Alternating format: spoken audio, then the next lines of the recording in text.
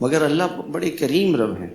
اللہ تعالیٰ نے قرآن مجید میں یوں فرمایا کہ جو شخص یہ چاہتا ہے کہ اس کی نعمتیں بڑھ جائیں، اور ہر ایک انسان چاہتا ہے، کون چاہتا ہے کہ اللہ کی نعمتیں بڑھ جائیں؟ جو ہے وہ بڑھ جائے، چاہتا ہے نا۔ تو اللہ تعالیٰ نے اس کا طریقہ کیا بتایا؟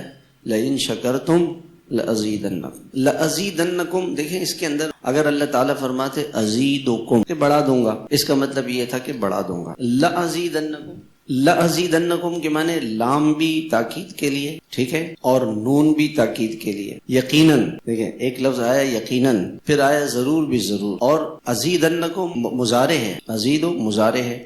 مضارع کے اندر فعل اسم کے اندر دوام نہیں ہوتا، فعل کے اندر دوام ہوتا ہے، یعنی نعمتیں بڑھاتا ہی چلا جاؤں گا اگر تم میرا شکر ادا کرو گے، یقیناً ضرور بے ضرور میں اپنی نعمتیں بڑھاتا ہی چلا جاؤں۔ کتنا پیار ہے اس جملے میں۔ ایک دیہاتی آدمی تھا، وہ کہنے لگا کہ یا اللہ، قرآن میں اس نے سنا فَوَرَبِّ السَّمَاءِ وَالْأَرْضِ إِنَّهُ لَحَقٌّ، کہ آسمان اور زمین کا جو بادشاہ ہے اور رب ہے، وہ قسم کھا کے کہہ رہا ہے کہ یہ اللہ کا کلام حق ہے، سچ ہے، اس کو مان لو۔ انہوں نے کہا اوہو، رونے لگا کہ اللہ آپ کو قسم کھانے کی کیا ضرورت؟ وہ ہمارے جیسے نکموں کو مطمئن کرنے کے لیے اللہ تعالیٰ نے کہ یہ مطمئن ہو جائے، قسم کھا کے ہی چلو اطمینان کر لیں اللہ کی بات۔ کتنا پیار ہے اس جملے میں، لَأَزِيدَنَّكُمْ، میں ضرور بھی ضرور، یقیناً، بالکل ایسا ہوگا کہ تمہاری نعمتیں بڑھاتے ہی چلا جاؤں اور نعمتیں کرتے ہی چلے جاؤں۔ شکر اتنی بڑی نعمت۔ وَإِن تَشْكُرُوا